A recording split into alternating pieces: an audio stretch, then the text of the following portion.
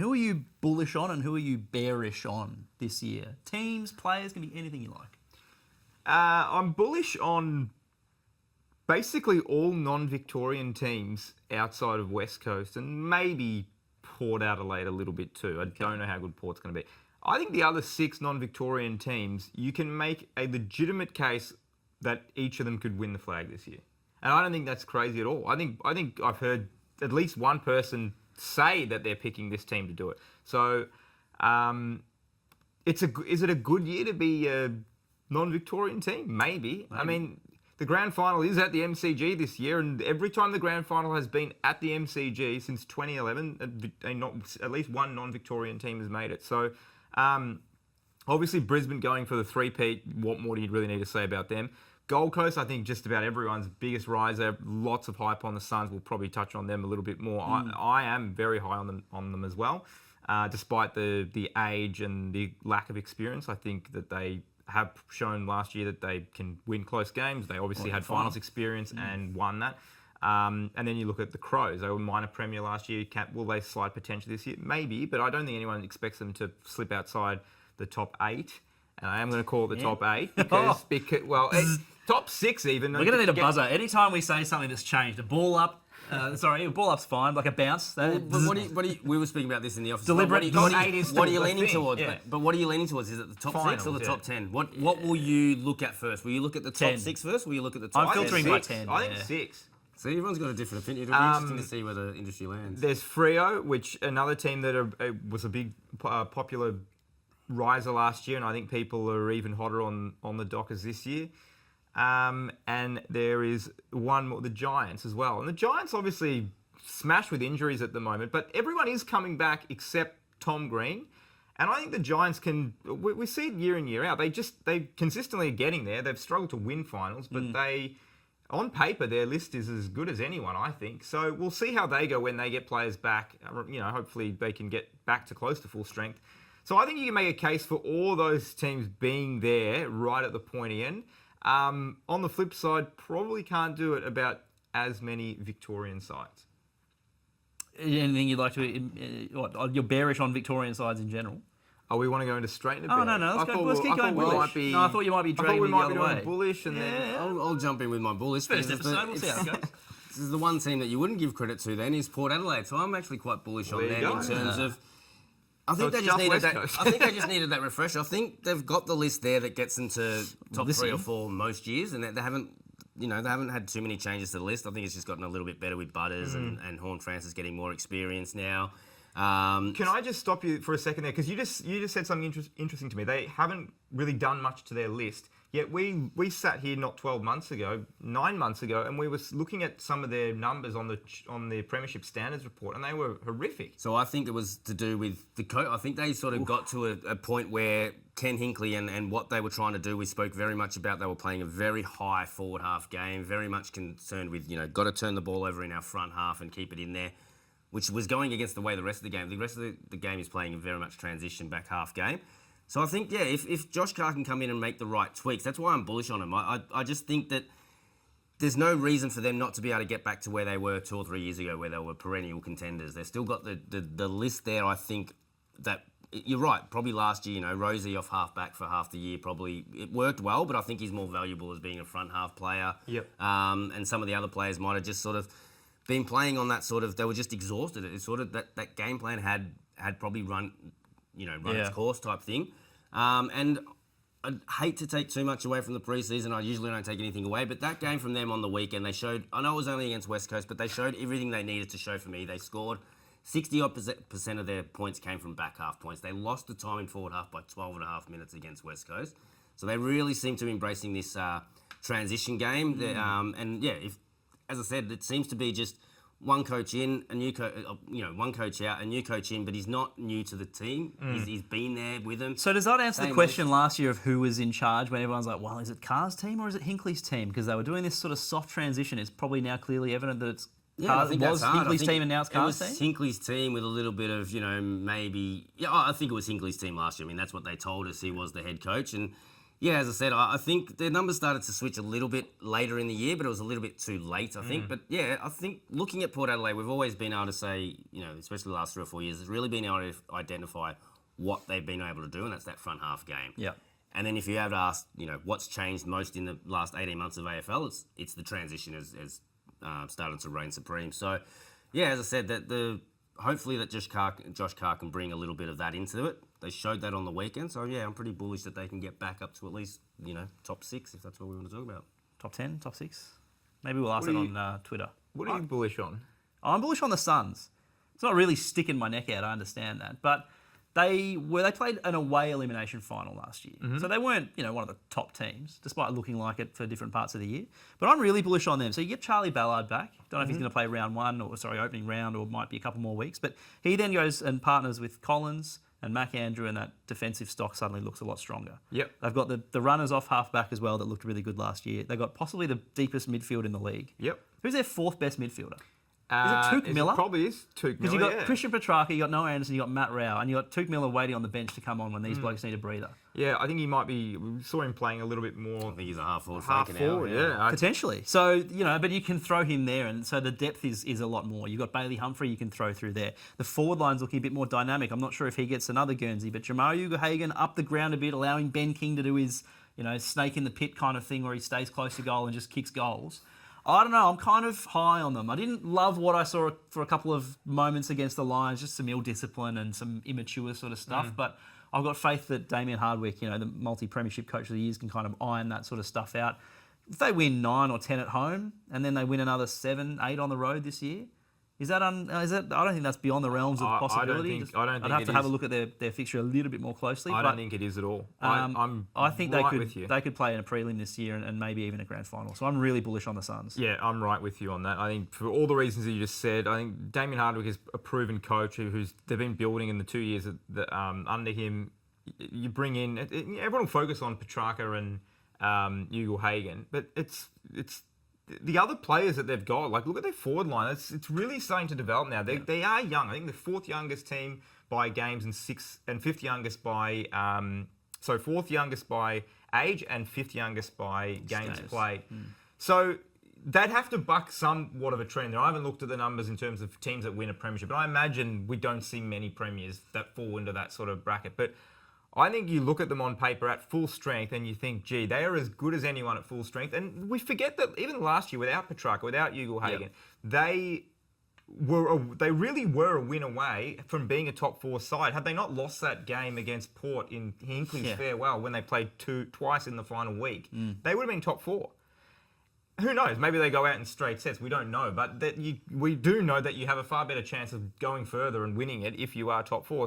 And their semi-final loss to the Lions doesn't look as bad in hindsight compared to what the Lions were able to do. Exactly. So, no, I think it's not crazy to say that the Suns go into this year as a top 3 side. I think they're equal second favourite with the bookies to win the premiership this year, which is crazy considering they've never gone further than the semi-final weekend. But why not? Yeah, it's got to happen at some stage, right? Everyone starts back at 0 again. Who are you bearish on then? We're going to flip it now. Well, it has to be a Victorian side because we've you haven't got much else. I mean, West Coast, I guess. But I'm going St Kilda. I'm going to sort of go against what a lot of other people seem to say. And I think there just seems to be this idea that the Saints are locked into a top 10, 8, 6, whatever you want to call it. We'll just call it finals.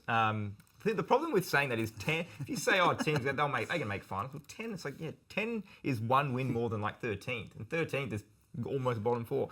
You're getting in the weeds now. I'm just not that high on the Saints this year. I think.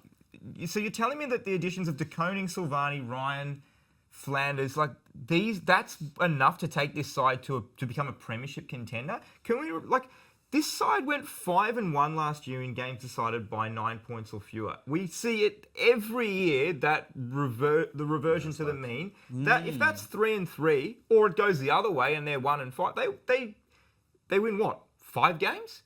4 games? I'm not saying they're going to be a bottom 4 side. I don't think they will be. I think they're going to be around the Carlton, Port Adelaide, although you're a bit higher on Port Adelaide, Collingwood. Those teams fighting for the wild card spots around 8, 9, 10 11, that sort of range. I don't think at all St Kilda will be a top 6 side. I just don't. This club, for the club to do that, they're going to need at least 13 wins. It's done that once in 16 years. I just don't think that the list is as good as what the media and fans have made it out to be. Am I missing something? No, I think it's only right that you buy into the hype. You get a couple of big fish through the door. But why buy into the hype? I want to see it before I buy in. The thing that it's always interesting to look at is teams are good these days. I know there are a couple of pretty poor teams, and we might touch on them a little bit later. But by and large, the competition standard is quite high, and there is an effort from AFL House over many, many decades now to have an equal competition. And so yes, you can improve marginally, but if everyone else improves, where are you left? So I understand where you're coming from. I think they have to be better. They have to be better this year than what they were last year. I think they do, yeah. But you can say that everyone, right? Just about, especially teams like North. But will they? And the thing is, this goes with all these predictions and everything you'll hear this week, not just here, but from everyone. The difference between finishing like 5th or 6th versus finishing 11th or 12th might be like 2 games, a kick here, a drop mark there. It's like, these are such fine margins between, we had a great season and we were shit. So I think there is. First S-bomb for the year. They are very, very, very fine margins. So take it all with, grain of salt. Who are you bearish on, Christian? I almost changed my mind just then, just because you said we didn't have to do teams or players. So maybe I'm a little bit bearish on the grand final curse, but we might get to that later when we go through our other tips. But I'm a bit bearish on that curse. But Adelaide, for me, exactly what you sort of said towards the end of that conversation you just had in terms of everyone's going to get a little bit better. I don't know how much better Adelaide can get this year in terms of they finished top of the ladder. Squandered the golden opportunity. They were on top of the ladder last year. We know they're first team in 30 or 40 years to go out in straight sets from 35 years from on top of the ladder. Yeah. But to me, I'm a bit bearish on them in terms of I don't think they're finishing on top of the ladder again. I don't think they're going to drop all the way out and disaster's going to strike. But I think they're going to be back into the. What helped them was the fact that they were bottom 6 the year before, bottom 4. So the easier fixture that helps enormously. So I think they'll be in that glut of teams fighting for the the wild card or bottom sort of half of the this finals. Is really annoying already. But I think they'll be in that glut of teams, which again isn't disastrous, but it's just for me to look at if someone sort of rocked up and looked at the ladder and go, okay, they were the best team last year. I assume they're going to be good this year. I think they're just going to find that other teams will have studied them a lot harder because they were the number 1 team last year. Teams are going to improve around them, and I think while they do have a great list and things like that, I don't think they've brought in enough sort of in the off-season. They haven't brought in enough high draft picks to actually see that sort of 10 or 15% improvement that you need to get to sort of stay ahead of everyone else. Yeah, and fixture alone, I can't remember who they were playing last year, but if you played West Coast twice and Richmond twice or North Melbourne twice, and you swap that for now having to play Brisbane twice or Geelong twice, well, that flips like... There's 12 premiership points just maybe gone like that, or much harder to earn. So I'm with you. It's I'll keep saying it, but it's fine margins, right? Like it's just a couple of wins, a couple of losses, and you go from 1st to finishing 6th. And it's really, you can look at it, and the season may look very similar, just the ladder result's different. Fair enough. I'm bearish on the Magpies. I can't abandon this theory. I've been talking about it for a couple of years, but the cliff is coming. I promise you, it is coming. Because it's it never fails. Age is always a constant, right? And the list, I'm a bit worried after the pre-season, and this may come back and bite me on the arse. And if it does, kudos Collingwood to their strength and conditioning team, to their coaching team. Kudos to everyone involved if they can make it work again, finish top 4 again. But it's a big climb. It's a long year. And you've got players, let's have a look here. Pendlebury, 38. Jeremy Howe, 35. Steele Sidebottom, 35. Jamie Elliott, 33, 6 months. Jack Crisp, 32. Tim Membry, 31. McStay now 30. A few 30-30-30s. These are all probably still within their top 15 best players. Oh, certainly within, yeah, absolutely. And so you just got to worry about, not the longevity, because they've obviously shown they can do it, but whether or not the rigours of AFL season over this long, they can continue to hold up and continue to hold off the wave of younger players and younger teams doing this. The thing about the Pies that worries me is not so much the age, but it's just the lack of kind of what's underneath at that next level. There's probably no that's a byproduct A-grader in that 28 to 24 mark. I don't think. I mean, I'm having a brief look, but like Lockie Sullivan, Lockie Schultz, Lipinski, Josh Dacos, Perryman, Quainer, these are good players. But are they going to be the guys to take over? And I think the number that, or what stood out to me when I was looking over their list in the preseason was the amount of players aged under 25 that have hit 40 games. 40 games, not many for an under 25er. Yep. They've got 2 on their list, Nick Dacos and Bo McCreary. So it's not that it's not necessarily that they don't have any good young players. It's that we don't know because we haven't seen them. So Reece McInnes, like 23 years old, 23 games. Ned Long, 23 years old, 37 games. Maybe a little bit more of a sample size there. Harvey Harrison, 16 games. Ed Allen, 15 games. And then you're sort of looking further down and all these 20, 21, 19-year-olds, and it's 0, 0, 1, 0, 1, 0, 0, 0, 2. A lot of agreement on this pod today. I'm with you. I wrote about this several times over the last couple of weeks. I do think the cliff is coming. Is it going to come this year? Don't know. Maybe they can kick the can down the road for another 12 months, but it is coming. It has to come at some point. Scott Pendlebury still side bottom, Jack Crisp, Jamie Elliott, all these guys. I mean, who are missing from their Amy Community Series game. Yeah. Not ideal preparation for the season. I know you want to keep these guys as fresh as you can, but remember what happened last year to this team in opening round. They got spanked by GWS. And I can just sort of see that happening again early, and maybe they don't recover this time. Do you remember the discourse after their game last year where everyone... This is why I've had caveats on every single thing I've said so certain far. people were saying, Nick Dacos didn't look fit enough. He's cramping up. So, I'm with you. I don't know. I'm not going to come out and say, yep, they're going to be bottom 4, they're terrible. But I'm not going to be surprised if they only win their list shape at games. the moment is just... I'm just a little bit worried about it because it is great players at the top and they are quite old. And that's great. Love that for them. But it's the underneath that sort of now what should be in the peak of their powers. Is there an A-grader there? And is the young brigade playing enough and showing enough at this stage for me? I don't know. Do you have any thoughts, Christian? You've been quiet over there. No, I agree. Exactly what you're saying about the breakup of the list. They just haven't... And I've looked at it a lot of trust. They just haven't trusted to play Ed Allen the 10 or 12 times across the year. They haven't... I know Harvey Harrison was injured, so he was probably a little bit of a regular 2 years ago. But... they haven't just sort of been able to... I think they're, pretty happy to play a bit more of Rowan Steele this year. Will Parker looks like he might get a few games, but it's just, you've got to throw them in there and you've got to get their games numbers up because there's just going to be a huge hole, once if 8 players retire and you haven't got enough players that have got, as you said, 40, 50 games experience, it's very, very hard. Very, very hard. All right, time to get to our key predictions. I know we've run through bullish and bearish, but Jake, who is your premier for the year and why? We touched on it before. I'm going the Suns. I don't know if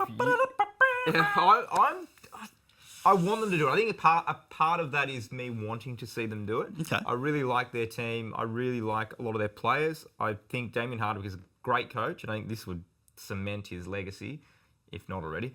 And I think we've spoken about this a couple of times, or over the last few years, getting a taste for it, experiencing it. Not so much losing one, like making a grand final, losing to come back and win, because you'll talk about the grand final curse. But I think having the experience, and I spoke to Noah Anderson at Captain's Day last week, and just the 2 lessons they learned. The first lesson of playing in their first final, that the club and the players have been told for a long time that you should be there, you're good enough to be there, and finally experiencing it on the road, the hostile environment, being in front, letting that lead slip and still being able to fire again to win that game was a great lesson. And then the following week, and the way that everything just stepped up the following week, and they weren't able to match it with Brisbane. So 2 big lessons, and I think that holds them in great stead going into the year. We've spoken about their marquee off-season signings. I think a lot hinges on Ugle Hagen. What do we get out of him? I think that's a massive unknown, one of the biggest unknowns of the entire year. But if you tell me we get 75 to 80% of the player we know he can be, and he's playing most of the games, I think they take that every day of the week. For sure. So, yeah, I'm very high on Gold Coast this year. Maybe in a few fewer words than that, Christian, who would you think is going to win the flag? Well, as I said, I think the grand final curse is going to be blown out of the water this year, and Geelong's actually going to be able to not just win a final, but I think they're going to win it all. So the grand final curse... Since 1995... no team that's lost their grand final by 40 points has won a final the next year. So the Cats would have to reverse a fair old trend. And the Cats were the last one to do it. So 95, they got smashed. So it's technically 96. So 95, Cats got smashed by Carlton, came back and won one final in 96. Yeah. Okay. Same sort of thing, looking at team lists and what's changed and what hasn't. I know they haven't got indefinitely better Geelong, but they haven't gone backwards at all. No. In my They eyes. learned And- to live without prime Patrick Dangerfield last year. And another year of Bailey Smith and Max Holmes working together, Tom Atkins, working out. Dempsey maybe through the middle too. Just finding that fourth midfielder to help them, which they've probably got a few options there. As I said, I'm going to sort of be barracking against the grand final curse for the first time. Fair enough. I think the Dockers, we've sort of been building about where they're coming, but they still, kind of to your point about the Suns, have a very young list compared to a lot of the other sort of... Yeah, I think they're very comparable, those two. Those two are, yeah. So you've gone the Suns, I've gone the Dockers. I think the home field advantage is quite strong for them. Mm-hmm. They have that now, that loss and that hurt. That's year 7 under Longmuir. So I think like the cohesiveness is there. 7 already? The list, is it 7? Maybe it's 6. Yeah. The cohesiveness of the list is there. The talent is there. Yep. The A-graders are there. It just needs to sort of come together. And I think maybe last season that loss at home in that final might just to be the kick up the bum that they need. Yep. And they get over the line, because it'd be a shame to see the talent that is on that park week in, week out sort of miss out, because they are such a talented team. I mean, they finished we all remember the final, but they ended the year on like a 12-2 run, so they were one of the best teams in the back half of the year. Runner-up, I'm going to go Brisbane. No surprises. I think it's crazy to have a grand final without Brisbane in it, so yeah, I have to go, which means Q Clash grand final. Oh, I like that. AFL is probably their worst nightmare in terms of Don't ticket say sales, that. though. I'm with you. So I think the Lions as well are my runner-up. So Freo, Brisbane.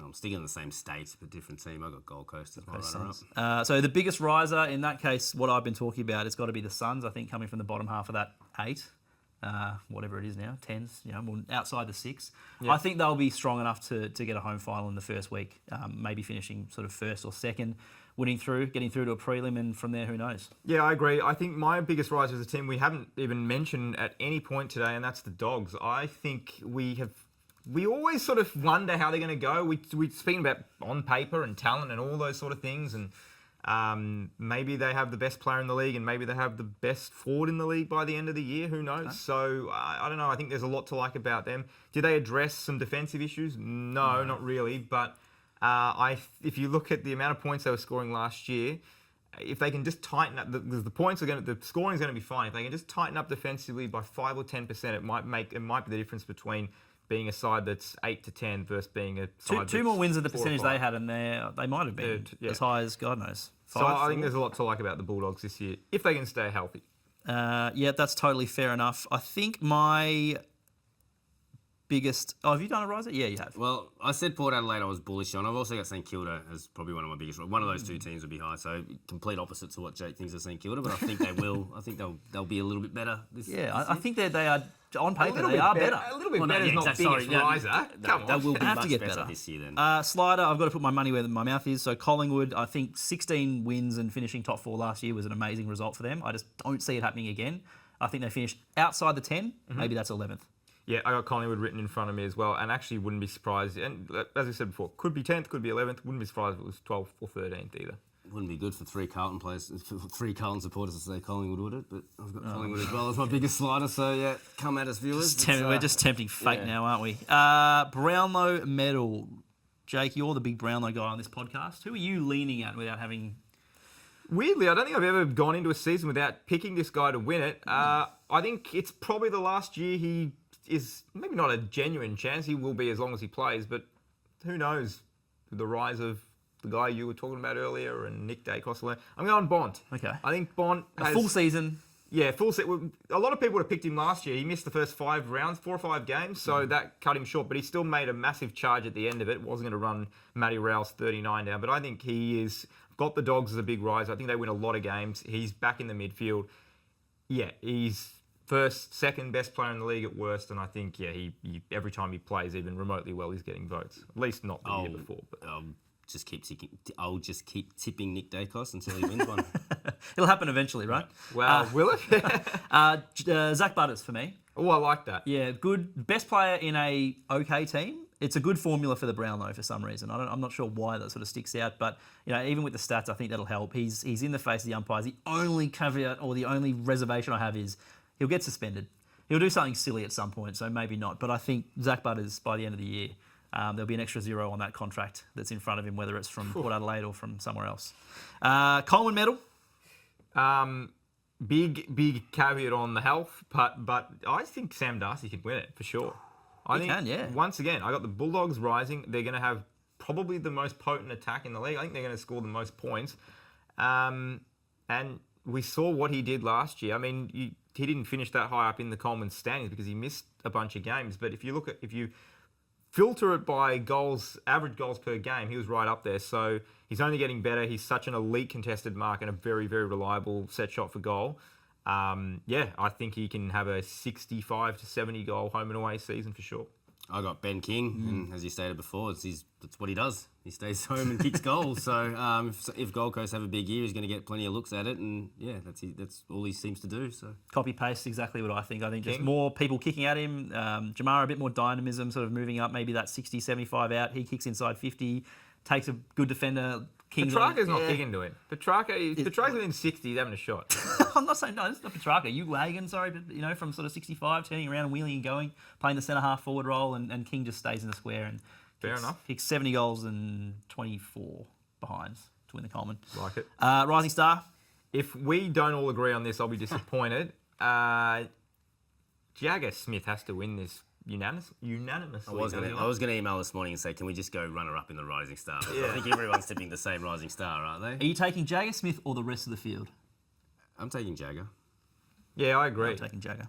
I think if you told me that he plays 20 games, I think there's no way he doesn't win it. Obviously, we don't know. Anyone could get injured at any time. We was obviously missed the entire reel last year. But from what we've seen through Maxim and pre-season and all reports out of Carlton, he is, I think we might have a little justified question, so I don't want to jump the gun too early, but yeah, his stocks are rising rapidly. Left field one for me, if we did talk runner-up, and probably, I don't know where he is in the betting, and hopefully he gets a game. If he gets a game, it becomes a regular. George Stevens at Geelong. If he can get into that Geelong midfield, he's just one of those guys that he wins contested possessions and sort of just does he already plays beyond his years, so I think he'll really stand out for how mature he is. He only played the one game last year, so... Do you think they could give him a go? I think they need a player like him, and hopefully he can grab that spot. I think he complements Tom Atkins really, really well. And then you've got Smith and Holmes on the outside.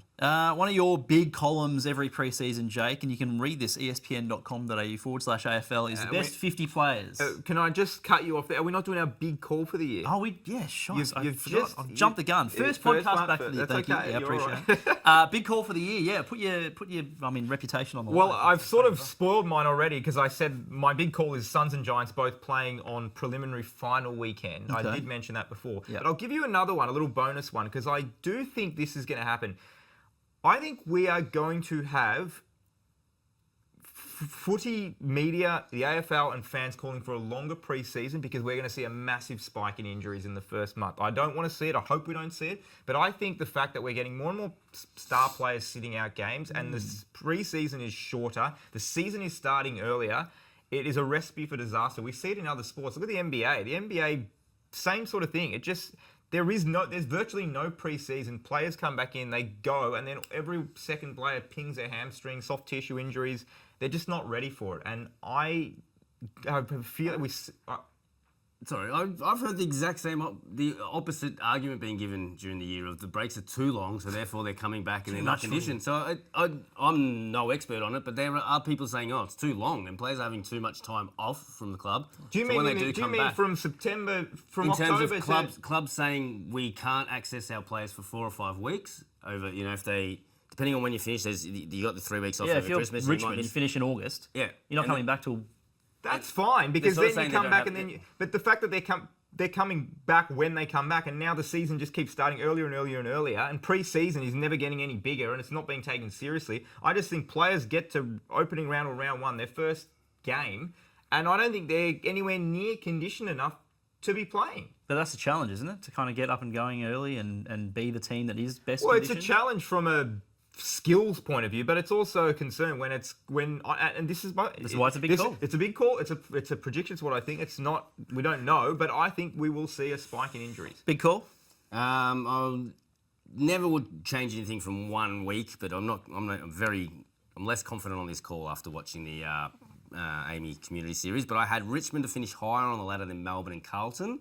Oh. Both Melbourne and Carlton impressed me in that one game across the Amy Community Series. But yeah, I sort of had that there thinking that Richmond, just coming up from where they are, playing with a lot more freedom, sort of getting a few bonus wins. Whereas Melbourne and Carlton, I could just see those two clubs really getting Tightening bogged up. down where they are. Stephen King coming in, obviously, starting fresh with a new midfield from Melbourne.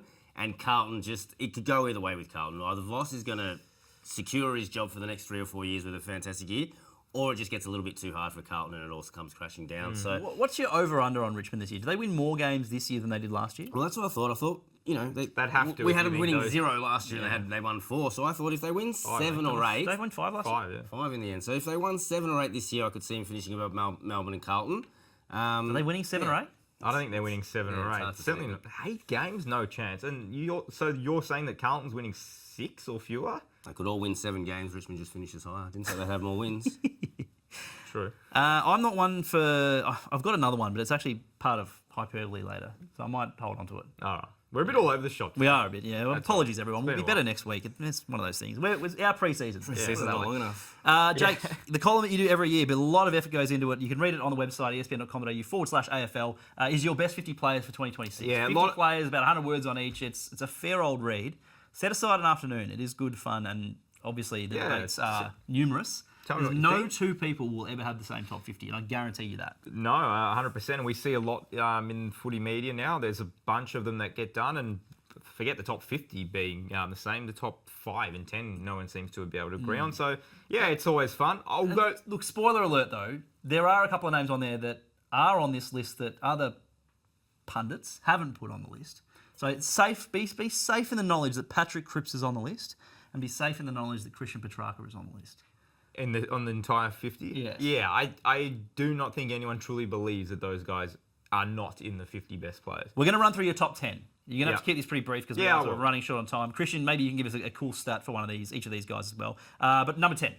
Number 10, just spoke about him, Sam Darcy. I mean, the Top 10. Yeah, this, just to clarify something of what you said at the start, this is a snapshot in time right this moment. This isn't projection for next year. It's right this moment, the best players. And I think he is already elevated to a top 10 player. His marking, his goal kicking, everything he does, I mean, he's going to be a top 5-3. Who knows how high he's going to get. But yeah, he's an unbelievable key forward talent. Yeah. Finding that on my list. No, so yeah, the stat for him, All in pre-season form here. the stat that I gave for him is just he's unbeatable in one-on-one contests, just taking the most marks second most marks from offensive one-on-ones. Yeah.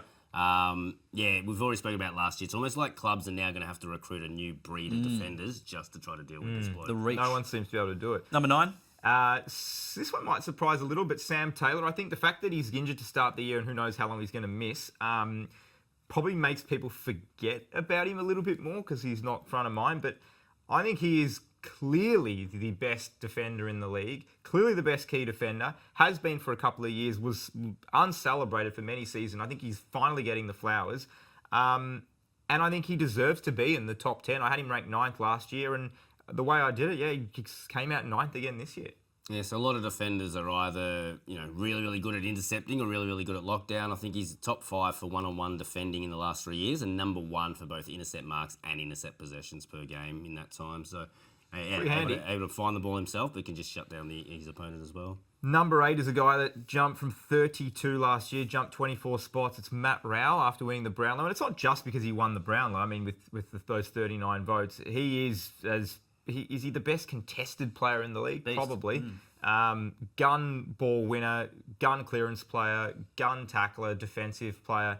And we saw what he did last year. Just an absolute beast for the Suns. And yeah, part of the reason why they made that semi-final. Yeah, so 214 tackles and 205 clearances last year. The first person to ever have 200 in both of those stats. So, yeah, inside ball winner, but can also, as I said, clamp down and stop the opposition getting away. One contested beast to another. Yeah, just about to say. You mentioned him before, Patrick Cripps, Carlton captain, still, in my opinion, one of the top 10 players in the league, no doubt. He can do it all. I think what proves how good he is that even when he has a down game or a down month or a down season, you still look at the numbers and you think it's better than just about everyone else in the game. So he is exactly what you said. He's a contested beast. He wins clearances. He does everything for Carlton. And in the last couple of years, he's had a bit of an outside game and some goal kicking as well, which is just sort of another string to his bow. Yeah, so that's why I looked at it as well. Since 2021, everyone thinks great contested possession winner, but he's the only player. There's only one other player in the competition who we'll get to soon that ranks in the top 16 for all of disposals,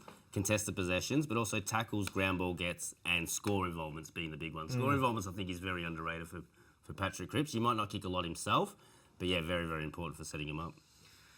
Number 6, I've got Noah Anderson, which might be a little bit of a surprise that he's ranked higher than Rao, the Brownlow medalist. But I think Anderson just can do a little bit more. He can kick the goals. He can be a line breaker. He can be that link player through the midfield. I love him as a captain. I was really, really big on that decision when it was made last year. And I think last year he had an amazing season. I think people forget, not to keep going about the Brownlow, but he was expected to poll more votes than Matt Rowell by a lot of people and a lot of bookmakers. So, he is a fantastic player, fantastic leader, does it all, clearance winner, meters gain guy, goal kicker, bit of everything with Noah Anderson. Yeah, so the in-to-out stat will be interesting for him.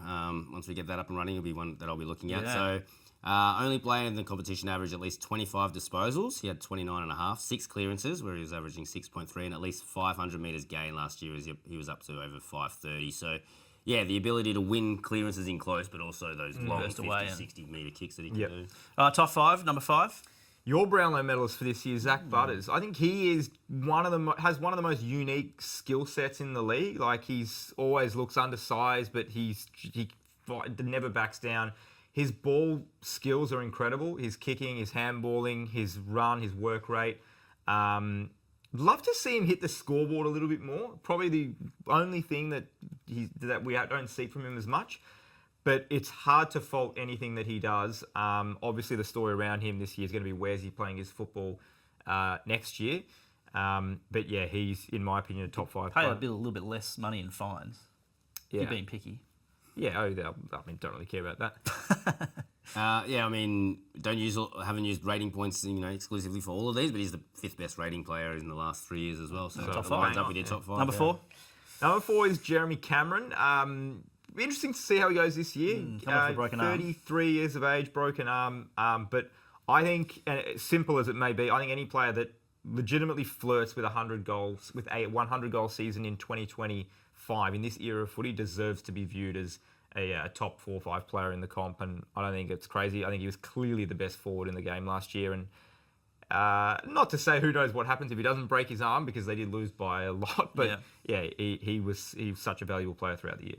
So Coleman medalist, but also ranked number 1 last year for his percentage of kicks inside 50 that are retained by a teammate. So he's also the best probably centre half forward or setup player as well. His kicking inside 50 is elite, and as you said, was cracking almost 100 goals. All right, take us through the top 3. Number 3. Number 3 is Isaac Heaney. His rise over the last 2 years has been. For me, it's unprecedented. I can't think of another player that's played in the league for 10 years, then just said, go and just play as a full-time midfielder, and you can become this player. Over the last 2 years, 71 goals, 45 Brownlow medal, back-to-back All-Australian jackets. I mean, he is a superstar in the exact meaning of what that word is. He does everything. Midfield star, hasn't lost any of the forward line capabilities, the goal kicking, an elite A-grade ball user. Clearance winner, does everything, love watching him play, and someone who on any given day is capable of taking a goal, taking mark of the year and kicking goal of the year in the same game. So I looked at a few thresholds over the last 2 years. So players with at least 900 disposals, where he's had 1,144, and at least 400 contested possessions. He's had 555, so clearly covering those two. At least 150 clearances. He's had 268. And at least 60 goals, where he's had 71. No other players reached those lower figures, so he's well over the threshold of all these stats. And no one's even close. And then there's 2 names that are missing, and we've talked about both of them on this podcast. Yeah, I don't think there's no surprises. I think Bonds and Dacos and Bond. Which way have you gone? Yeah, and I think for many ways it does feel like a coin flip, and I think if you're doing your 50 best players, if they're 1 and 2 in whatever order, that's fine.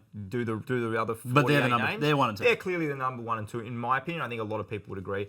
I've gone with Nick at 2, but as I said, could easily be number 1. What more do you really need to say about this guy? He has had one of the greatest starts to a career. I think he's at 95 games now. By the time he gets to 100 games, he'll be one of the greatest first 100 games anyone's ever played. 3 All-Australians, 3 Brownlow medal podium finishes, premiership, rising star. He just gets better year after year, despite all the attention, despite maybe some size limitations. His ball skills are incredible. His ability to go in as a pure centre bounce midfielder and win clearances that people said that he wasn't able to do. Every time someone has questioned something that this guy, I don't think he can do that, or he's not this. He's proven it wrong time and time again. And yeah, if he's not 2, he's 1. If he's not 1, he's 2. But yeah, you cannot say he's any lower than that. Yeah, so as you said, first 95 games, no players had more disposals, no players had more metres gained, and only one player had more AFL rating points than their first 95 games, and it's the guy you're about to speak about. Yeah, and that actually surprised me when you sent me that. Not because I didn't think Marcus Bontempelli was that great through his first 95 games, but you sort of forget because of what he is now approaching, nearly approaching 300 games or whatever it might be for Bont, 250. But yeah, it's just, we look at what Dacos has done, and I think for as great as he's been from a ratings point of view, this guy was better. And yeah, we've spoken about Bont quite a bit today, but yeah, again, you don't really need to say much. I mean, he's got all the accolades except the Brownlow. Perhaps it comes this year, who knows? Inspirational captain, goal kicker, and it's the goals that you get from him, which is incredible. You can station him as a forward for a quarter, he can turn a game. He can go into the midfield and he can just win you 3 or 4 clearances. Marking, contested work, everything he does. You really struggle to find a flaw in his game. I don't know if there is one. If you're talking about Marcus Bontempelli, explaining to someone and say, what can't he do? I don't know. I don't know if there is anything he can't do on a footy field. You could put him at full back and he'd probably still be one of the best backs in the league. Yeah, 3. So 100x, we talk about where you play and, taking that into account and rating you as a player. 3 of the past 4 years has been the number 1 player in the competition, so looking at all positions and where they play. Plus, the other stat I had, I think of your 50 players, there's about 10 players in here that are all like, he is one of 2 players alongside Marcus Bontempelli. And it's always in. This. So. There you go, recapping that top 10. So Sam Darcy of the Dogs, Sam Taylor of the Giants, Matt Rowell from the Suns, Patrick Cripps of the Blues, Noah Anderson from the Suns, Zach Butters at 5, Jeremy Cameron at 4, Isaac Heaney, Nick Dacos and Bontempelli. If you want to read the full list, espn.com.au/AFL is where you can get that.